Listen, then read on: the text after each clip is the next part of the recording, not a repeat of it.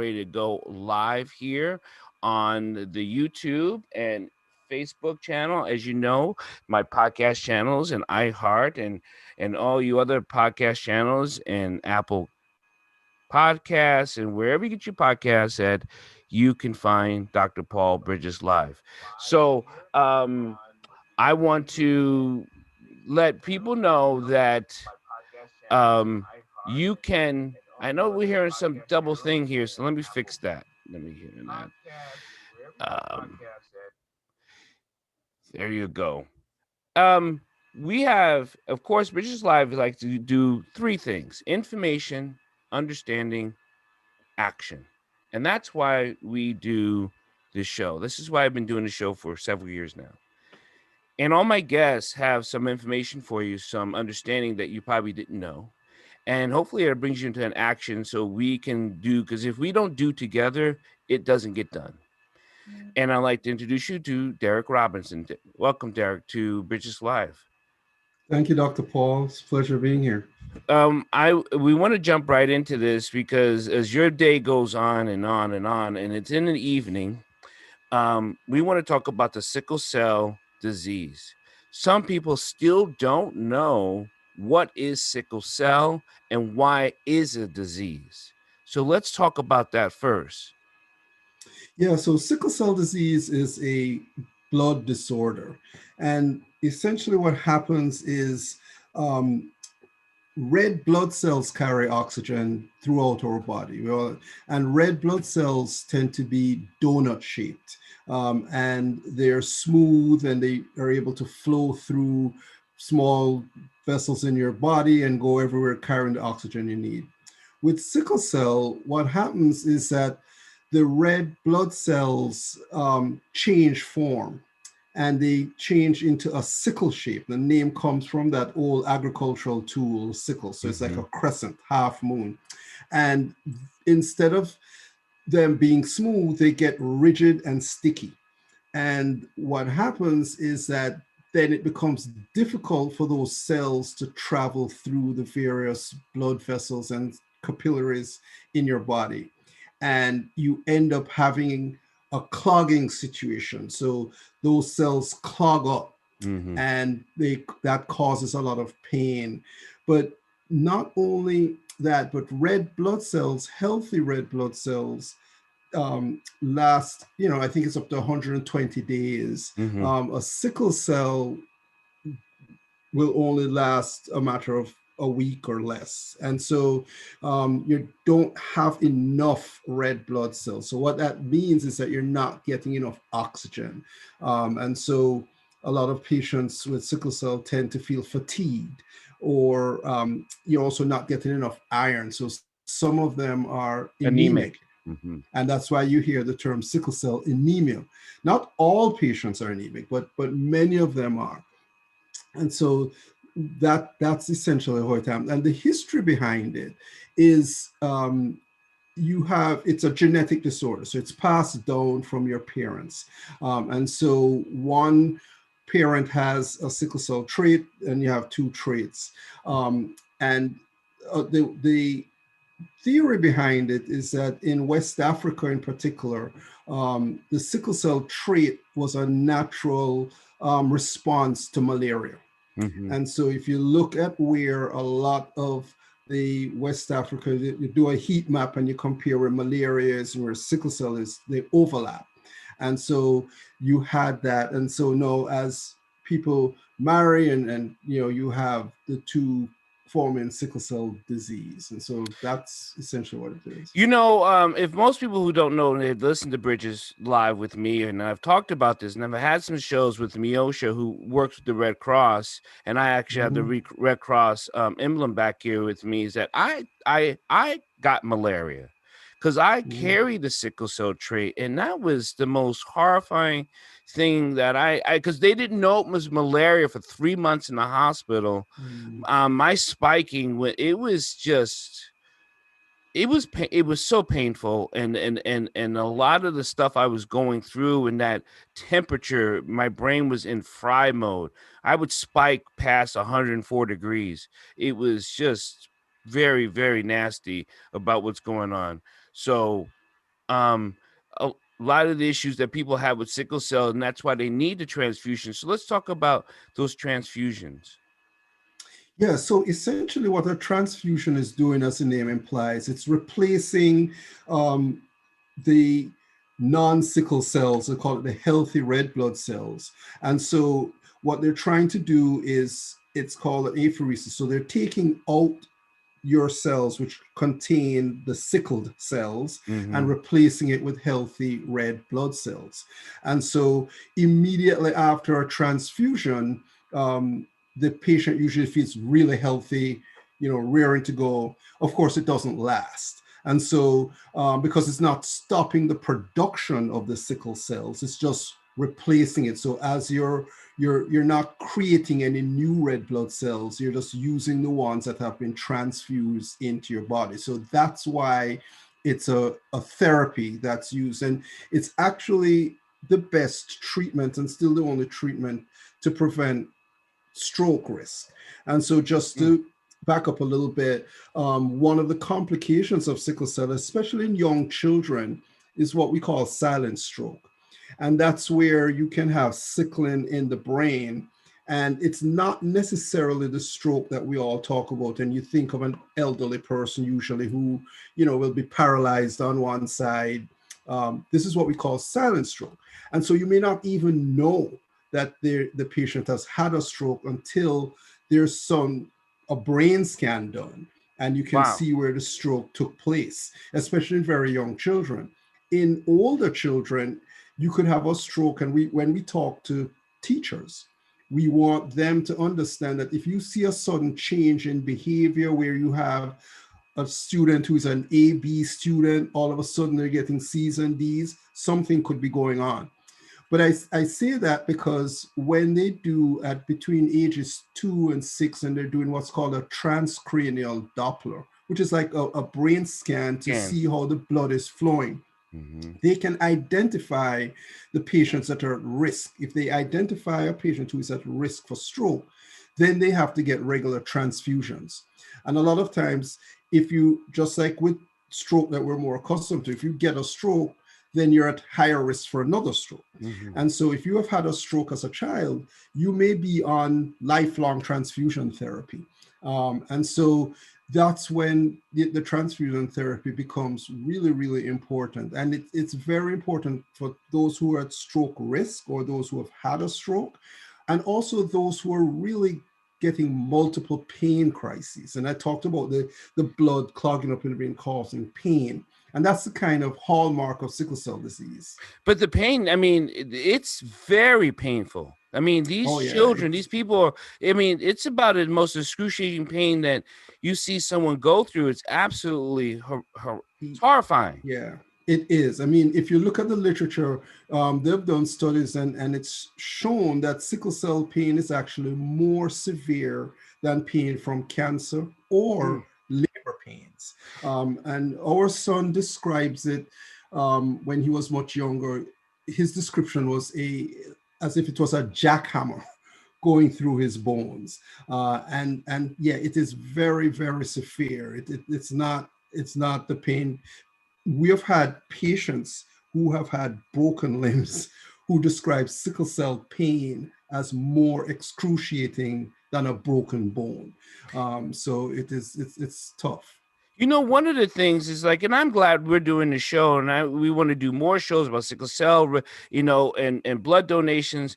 But this type, I mean, this is a simple podcast, but there's national information that doesn't get highlighted about sickle cell enough or at all.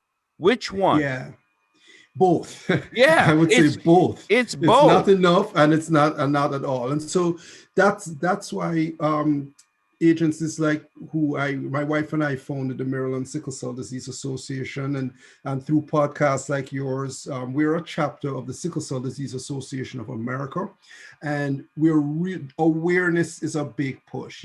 We're trying to get the word out just so folks are educated about it. You can find the information if you go to the CDC, if you go to the NIH. It's there. It's on the websites. You can, but getting that word out is something that we're really, really working working hard to do. And that's why, I mean, when you mentioned, would you be on a podcast? I mean, I jump at opportunities like this. It's so no, it's so Yeah. important to just get the word out. But you're right. It's My wife was on a business trip a few years back, and she was in New Orleans, and the cab driver said, what meeting are you going to? And she said, a sickle cell disease meeting. And he said, I thought that was cured. I hadn't heard about it. And she said, no, it's still very much here. And that's the type of awareness that we're really, really pushing. And so, yes, people need to know more about it. I don't. We as two black men talking in a podcast, live podcast, and sickle cell affects majority, if only the African American community. It only affects them. Can it affect a white person? It's Yes. possible. Right. Well, actually, and funny, sickle cell in America, Right. it's about 80 to 90% black, but it is Okay. not the fastest growing sickle cell population in America are Latinos. So Okay. you have the second most Yeah. populous country in the world with sickle cell disease is India. And so one of the things that we always talk about sickle cell disease, but Yeah. you have different strains. So you have something that, like my son has, sickle beta thalassemia.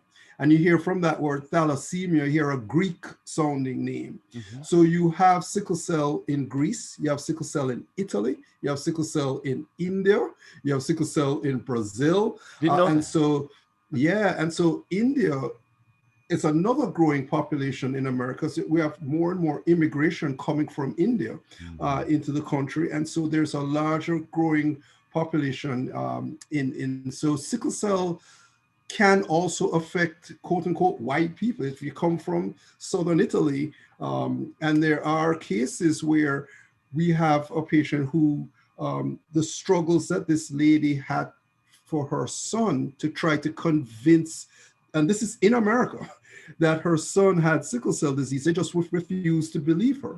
Um, and he did have sickle cell disease, and this is a white person. So it's a majority black disease in America, great majority, but it is not solely. Solely. What we like to say it is not a black disease. It is a blood disease. Because It is a blood disease. Yeah. we want people to know that it has a cause and effect on our communities Yes. and the people that are around us. Then why aren't we all getting involved like we would something else? That Right. seems to be the head scratcher. Like, okay, so Yeah. why isn't this being pop? I don't want to make everything into like a Hollywood popular, like a popular thing, but people need to know. Yeah, and you're right, and that is something that we continue to push. Um, so for example, you look at the NFL, and so one of the things that we're trying to do is there a group, the twins, the McCordy brothers, who play they're in New England. Mm-hmm. One is in New England, one is with the Jets, I think. Um, they're huge spokespersons for sickle cell, but that's the type of stuff that and there are others in the league that we're trying to push, that we don't expect to get the exposure of breast cancer. Breast cancer is huge, right? I Right. mean, but maybe we can get a week, maybe we can get one Sunday, maybe we don't get the whole, so stuff like, because I guarantee you a bunch of those players have sickle cell trait. Yes. And we do have advocates in that community. You know, when I'm just blank, Ryan, the player from, he was with the Steelers, and he's now a commentator on ESPN. He had a splenectomy when he went to play in Denver. Oh. Yeah, and so he is somebody who does a lot of work in sickle cell. So we're trying to get that word out, get it into where people listen to, so you talk about the NBA, you talk about the NFL, in Hollywood, you mentioned Hollywood. So that's what we're really trying to increase awareness about, and that's going to be important, because we have enough, let's call it in the online word, influencers. We have enough Yes. influencers in our community that can really do a lot, but it takes work. Steve Harvey is another person who really pushes this a lot because his nephew Tommy, um, has sickle cell Sickle cell. disease, and he talks about it all the time. So we just need to keep doing it and keep I've spreading the word. actually tried to get a hold of Yeah, him for the show. yeah. Okay, I did yeah, because I thought maybe he could be a surprise guest because he would speak. But of course, it's Steve Harvey. It's hard for him to get a hold of because there yeah, are people that we do know of, but we don't know about that has sickle cell, yeah, and it is yep, affecting their lives, and it has taken children's lives. It has, right. and so what can we as people or people who are listening want to hear? How can it help? Because you did start this association in Maryland about Right. the sickle cell, and then people who live living in other states, I guess they can go to the different hospital or look up sicklecell.org. And but how can they help?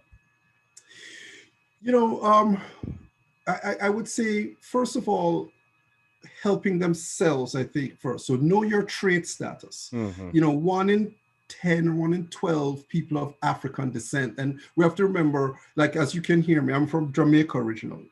We're all Black folks, but it's not just African American people from Haiti, from Jamaica, Yeah. from Ghana, so people from African descent. If you're a Black person, we have some connection to Africa, right? Right. So, Right. so people of African descent, it's like 1 in 12 have the sickle cell trait, and it starts there. So that's your own self-awareness to know, what is my trait status, what is my son's trait status, my daughter's trait status, Mm-hmm. because we think that helps you make an informed reproductive decision.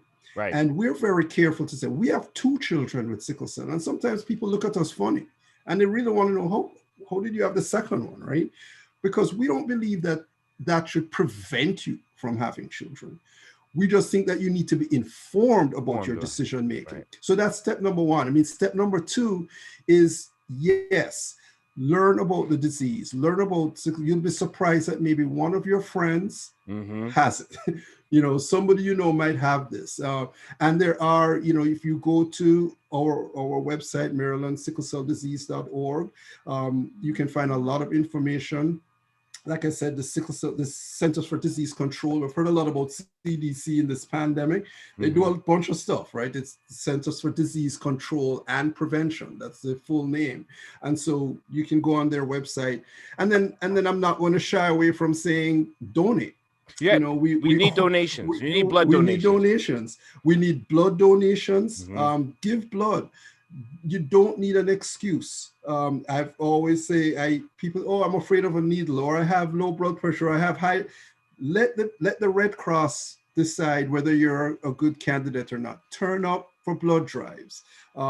Register for a blood drive. Just in your local, donation center. Even during COVID, Right. I would say, the Red Cross blood centers are probably some of the safest places you can be during COVID. I know. I'm They a board Yeah, member on yeah, on the American Red Cross here in Montgomery County, Howard County, yeah, Frederick County, and we're about ready to have a blood yeah, drive here in April at yep. the And St. you John's didn't, Baptist Church. right? And you didn't pay me to say that, right? I No, didn't. right, So, right. yeah. No, but seriously, you don't have to be worried. COVID or post-COVID, go and donate blood, and then donate money. Donate to a cause that includes sickle cell. We provide a lot of patients. One thing in the United States, about 70 estimates of 70 to 75% of persons with sickle cell disease are on Medicaid. It's a struggling community in a lot of Mhm. ways. Because Very it takes so strong, much. It vibrant. it takes so It much. takes a lot, so, but at the same time, we have some of the most brilliant people. I mean, in our own community, I was just talking to a young lady. She's waiting on responses now for medical school. Mhm. Somebody who just finished, her social work master's. Or my own 2 sons. One is at Towson, the other one is at Hood College and plays baseball for the college. So, yeah, so we're proud of them, but at the same time, we need services. There are more services that are needed. So, donate your time, donate your funds, donate your blood. And I can tell you, if you're literally giving life. Every time you donate blood, you are saving a life. Three lives to And be there's exact. Yeah, there you go. And there and you can actually, I should say this, when you go, yes, if you go to a sickle cell sponsored blood drive, it's going to help sickle cell. But if you are of African descent and you donate blood, you can ask them to do the what's called the blue tag program. Mm-hmm. Ask them to tag your blood with a blue tag, and that means it's going to help a sickle cell patient. And that's really important because we don't have enough African American Donating. donating We in just the don't. blood for the blood cell. We just don't, and we need more because it's been studies have shown there's science behind it that patients who are of African descent, sickle cell patient, majority in America, have less complications when they're getting donors who are of African descent as well. So we need Black people to donate. and Um, and it's yeah, sad because we're sounding the alarm. We want to sound alarm. Black people just need to donate, and they yeah, are the least donated people giving blood, the least in the United right. States, and that's something we are tired of being on the bottom of. Right. And I think part of it, Dr. Paul, is maybe if people really understand that they're helping their own, it will Okay, it will yeah. help. Because a lot of times, you see these images on TV of a cancer patient or so, Hmm. you don't see us.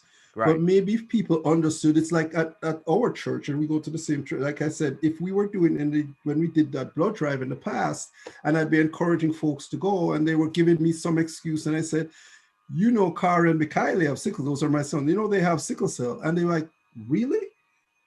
I have to come, right? Because they know they're helping Hmm. somebody they know. Hmm. And we help ourselves. We have a long history of helping ourselves. I mean, we just have to look at the HBCUs. We just look at what we have gone through in this country to where we are today. We helped ourselves. And donating blood is just another way to do that. You're Do you think? helping your Do you think we can? Why? Maybe you know this question, and since you mentioned the HBCUs, why isn't one of their staples is just regular blood drives on campus? It is actually, and they Okay. do a lot. Howard University does a tremendous amount. They have, their president has sickle cell disease, and they do a whole lot, as does Morgan State. I know Bowie. So they're doing it. They really are. It's getting that word out beyond campus, Mm-hmm. right? And so I know there's PhD students who do sickle cell they're studying sickle cell disease there, and because we get the emails about it. So Howard is doing they have a great program there for a very long time, and I know Morgan State has done drives. So I think we just have to keep engaging them, but they're doing a good job there too. Well, I just think you're doing a tremendous job, and I know we need to study more, get more chapters up and running throughout Yep. Maryland, throughout the country, so people can have what you call that local connection to the Right. chapter, to the sickle cell, to the blood, and to get those things started. So, how can people contact you to start a chapter where they're living? So the best way to do it is just go on our website, marylandsicklecelldisease.org. There's a link there to send us an email to contact us. I think that's just the easiest way. We check that every day as we get the emails, and we're responsive. So I would just drive you to the website, marylandsicklecelldisease.org. If you want to make a phone call, it's 410-465-4822. That's 410-465-4822, and leave a message, and we will definitely talk to you um, about that. There are a number of small organizations popping up in Prince George's County, which is fantastic. The largest number of sickle cell patients are in Prince George's County, Mm-hmm. even more than Baltimore City. There's a group in Harford County, smaller numbers, but they're there, and they're They're doing a there. lot of great work in Harford County and Harford Cecil, and the Eastern Shore. We're really trying to improve. care access on the Eastern Shore, Mhm. because again, a historically black area, right? Right, Um, right. and there are patients out there. We want to make sure that that's improved. So we continue to do the work. So, but MarylandSickleCellDisease.org. Brother, I'm so happy we'll do more. Stay blessed. We are in Thank contact you, Dr. because of the Paul. things we're doing. But I want people to know they can contact MarylandSickleCellDisease.org if they have any information. If you missed that, you just want to inbox me. I'll direct you to the website. It's going to be on the Okay. podcast. It's going to be on the YouTube channel. But what we want to stress is help. Help Yes. the community save a life. There's a Yep. lot of pain involved and there are lives involved. So just help us help them. Thank you. Thank you, Derek. You have a Thank, blessed evening. Anything else you want thank to you, share? Dr. Paul. Thank Yes, you so much. I hope you can have me back at some point. I would love to do it again. So thank you. absolutely. I think we can All do right. this more regularly because the more we keep pushing, and then as we get closer to the drive in April, we're going to do that too. So we'll promote that. So we'll have you back Yeah. on here at the end of the month or the beginning of April. And I can get you, I think we can have a patient on who depends on transfusions and can Oh, hear that'd be from great. them Yeah. directly.